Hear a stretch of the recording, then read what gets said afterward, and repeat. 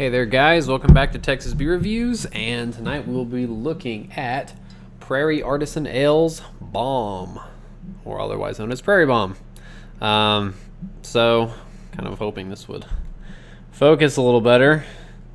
It doesn't want to do that. So, anyway, this is their Imperial Stout aged on coffee, cacao nibs, vanilla bean, and chili peppers. Prairie Bomb is a pretty interesting story, I guess, to me. This was my favorite beer for quite a bit, and originally it was pretty limited. They used to wax it, and it was it's hard to get. It went, the stores in the area would get a very small amount, and then it would sell out pretty quickly. Then they started, producing a bit more of it, and they stopped waxing it. There were some issues with the wax on some of their beers, where it was, I guess, for whatever reason, was causing the caps to rust, apparently. So they stopped waxing their beers. They had some other ones that are similar to Bomb in a sense, like Prairie Noir, and they had Vanilla and Coffee Noir, and those are the ones that had some issues. But anyway, so they started ramping up production, and now you can find it on the shelves at most HEBs or Whole Foods or Central Market or D&Q, things like that. Pretty easy to find now that they've kind of ramped it up and it became less rare.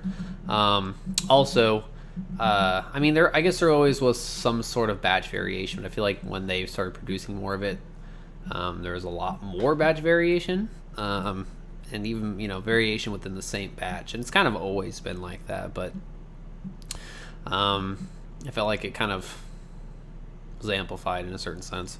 So, I've had bottles that have some chili heat. I've had bottles that don't have any chili heat but are way more forward on coffee, maybe more forward on the chocolate.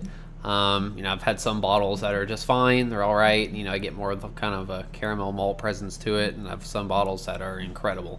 So really, it's kind of a gamble with this beer. For the most part, it's pretty good. At least it should be. But sometimes it can be very, very good. So we're going to go ahead and open this up and let you know what I think, and we'll find out how this bottle is. I just bought it tonight off the shelf at the HEB where I live by here in Atascocita. So I am not going to pause this. I'm just going to run real quick and get an opener, because I don't want to risk having this video corrupt from this software. So let's go ahead and get into Bomb. This bottle, I guess, it's gone through some ABV variations too. I believe it used to be 14%, 13% now. So got some slightly appropriate glassware here. It's Prairie glass, not a Bomb glass, but alright. So see, it pours out pretty thick, pretty dark, nearly black. It pours a nice kind of brown mocha head there. It's holding up fairly well, but I know this will recede and be pretty thin just due to how high the ABV is. But looks pretty nice, so let's get into the aroma.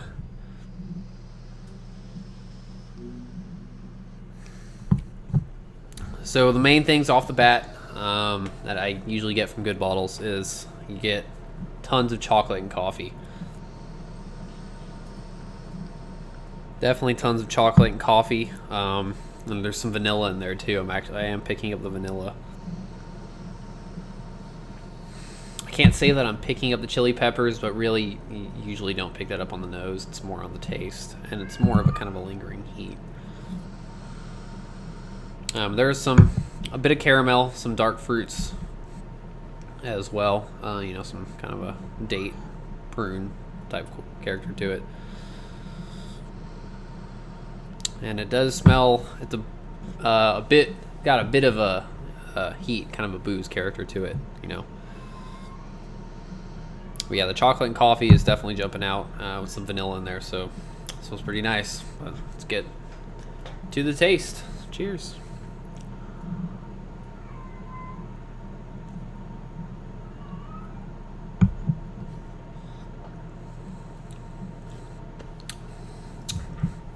All right, so definitely coffee and chocolate are the big thing in the taste as well.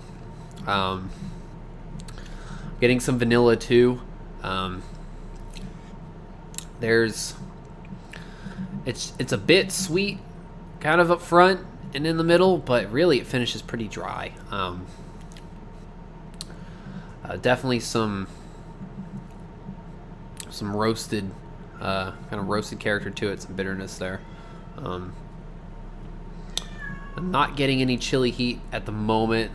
Maybe a slight heat, but it's pretty mild if so.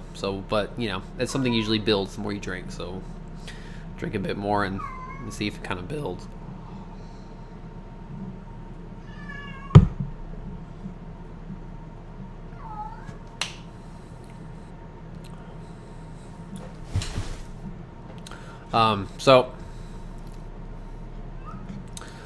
There's some heat to it. I think it needs to warm up a little bit too. Just a little too cold. I mean, I didn't put this in the fridge. I pulled it right out the cold case, I guess, at work, or not at work, at HEB, and set it out, warm up a little bit. Still just a little too cold. But there's a bit of a booze character to it, but it's actually not too bad, especially for the 13%. It fades pretty quickly. On the mouthfeel,